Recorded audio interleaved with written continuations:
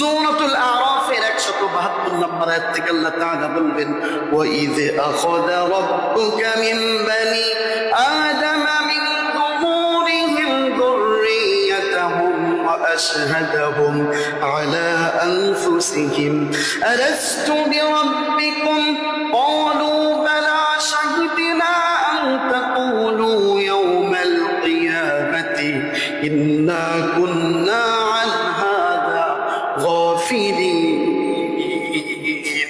আল্লাহ তাআলা বললেন, ও নবী, স্মরণ করুন সেই সময়ের কথা যখন তোমার রব বনি আদমের পৃষ্ঠ থেকে প্রত্যেকটা বনি আদম থেকে রূহের থেকে আল্লাহ তাআলা ওয়াদা নিয়েছিলেন। কি ওয়াদা নিয়েছিলেন?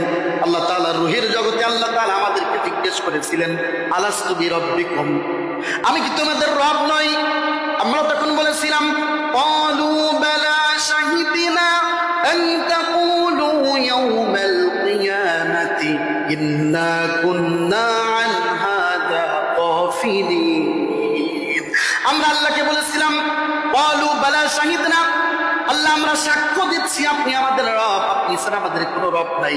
আল্লাহ তাআলা কিয়ামতের দিন যেন বান্দাদেরকে জিজ্ঞেস করতে পারেন, আমি যে তোমাদের রব ছিলাম এটা তো তোমরা সাক্ষ্য দিয়েছিলে রূহের জগতে। এই যে অঙ্গীকার আল্লাহ তাআলা বান্দার সাথে করেছেন, এই অঙ্গীকার যারা পূরণ করবে তারা হলো মুমিন, আর এই অঙ্গীকার যারা ভঙ্গ করবে তারা হলো কাফির। আর এই অঙ্গীকার যারা পূর্ণ করবে আল্লাহ তাআলা তাদের ব্যাপারে কি বললেন? আল্লাহ তাআলা বললেন, আল্লাযীনা